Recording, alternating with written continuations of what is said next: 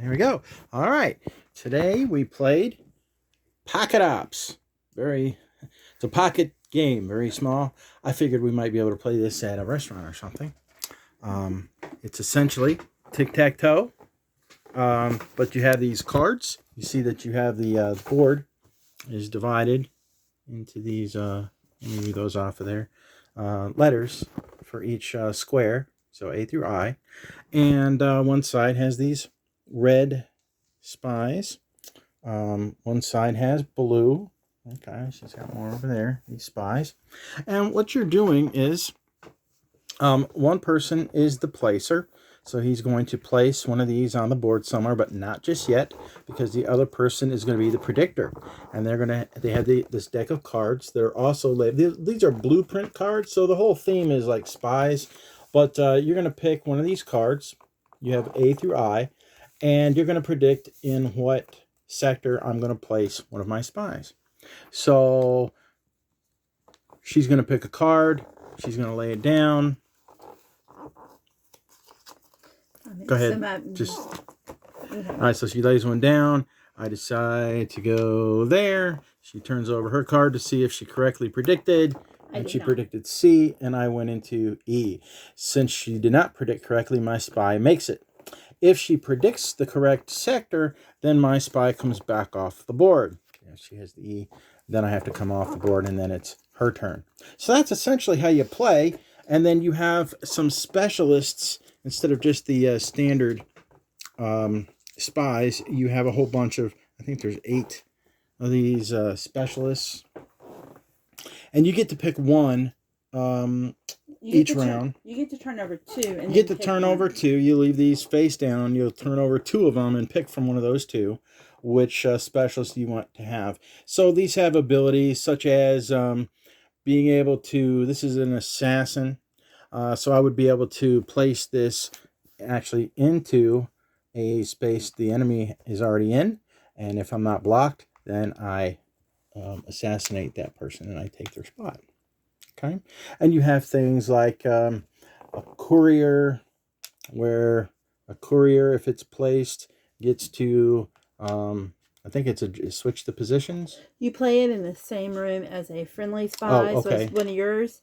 Like that. Within orthogonally adjacent room, if it holds its position, you move the spy into that room. So basically, you're now occupying 2 different rooms. Oh, just like that. Yes. Okay. Yeah, there's a bunch of these, and except for it wouldn't be special powers. I didn't memorize like all of the abilities, but they give you certain abilities. You could switch places. You have some that would allow you to switch places.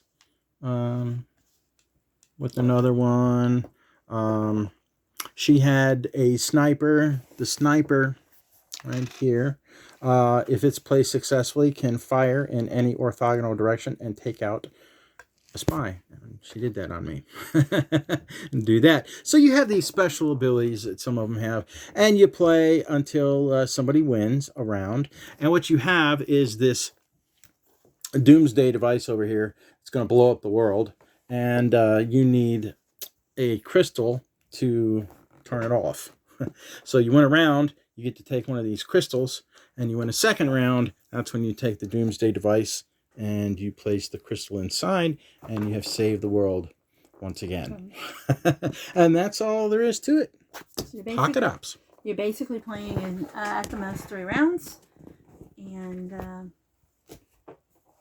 glorified tic-tac-toe. Glorified tic-tac-toe. If there is a draw, whoever is the first player ticket loses the draw. Right. Sometimes there's a tie, so whoever has the key card loses. So if you are the starting player for this round, it behooves you to not put pieces on the board in such a way that, oh, this is going to be a tie, because you know you're going to lose. You're going to be going to lose.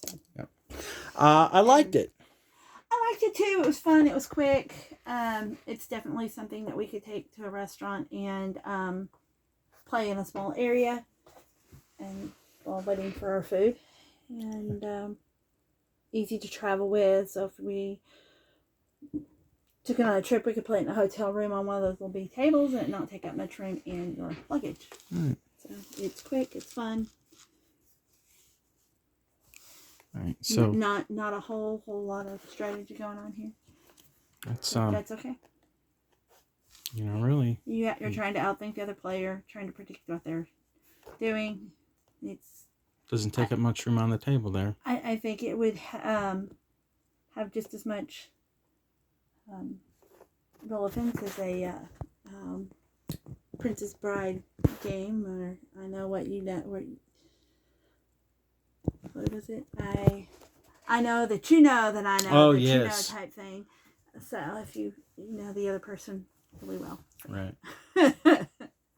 you could definitely slap a different theme on it. Yeah. Well, this was very nice and pleasant. I enjoyed it. Yeah. It's good for a quick game whenever things are kind of crazy and you want to relax a minute. So, yeah, I think I rate this one an 8. I like it.